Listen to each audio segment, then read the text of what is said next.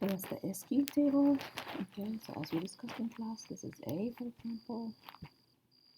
The ASCII of A is 65. This is the octal, the hexadecimal, and the decimal form representation of A. So if you put character X equal A between quotes, you have to put it between quotes like this, then it's stored as 65. So you can refer to it as an integer as 65 or as a character which is A. Now the digits, let's see, 0 is 48, so 0 is stored as 48 decimal. Okay, so 0 is 48, which is 60 octal, which is 30 hexadecimal.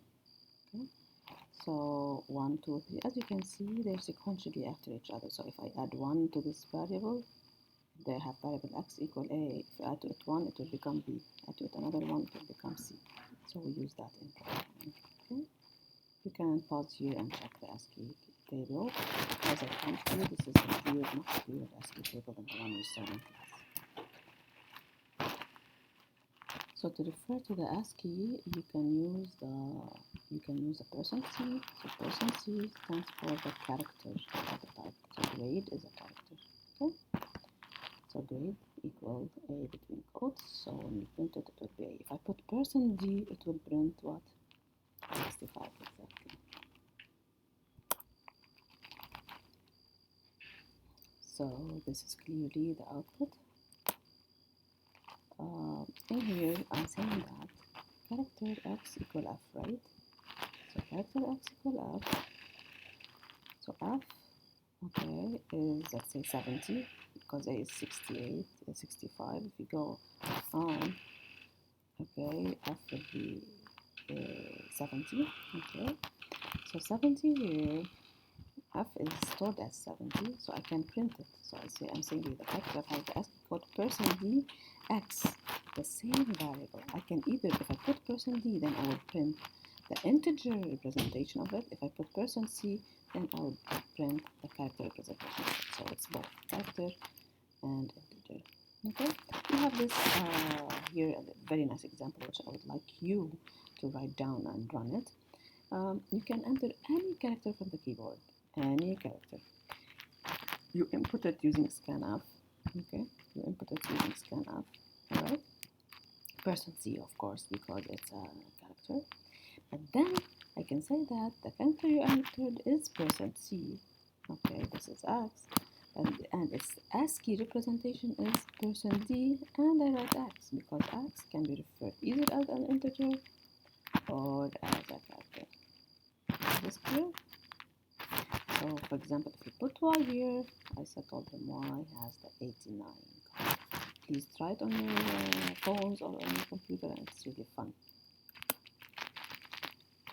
So we're saying here that since characters are internally stored as integers, then you can either subtract them, add to them, you can multiply them, you can deal with them as integer.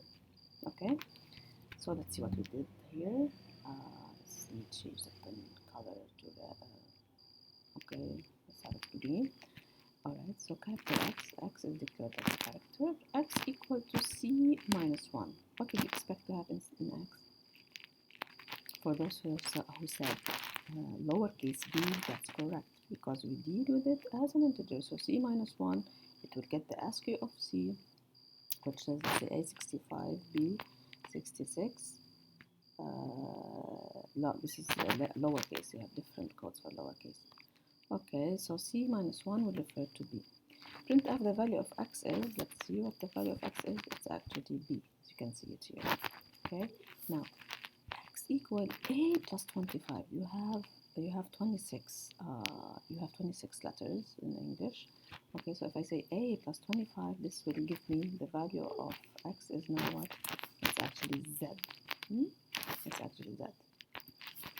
So we can add to it. So we're adding the ASCII code, and then you're checking which character it referred to. X equal A minus A. This will give me a value. I want to see what is this code, the code of this value. Okay. So x equal a minus a. Do you know? And I don't know. We don't know what is the value of u. So it's going to have the ASCII of a minus the ASCII of uppercase a. It's going to have a value. It's going to have a value. This value is going to have a character representation and the ASCII value and the ASCII code. Okay. So it turned out to be the value of x is actually space. So if you put lowercase, whatever lowercase you have minus whatever uppercase, you will always get the ASCII code of 32, which is the space. Space is going to be 32. Okay, so this is a note here that space also has an ASCII representation. That's it about this topic. I will also upload the next topic, which is about flow control. Okay?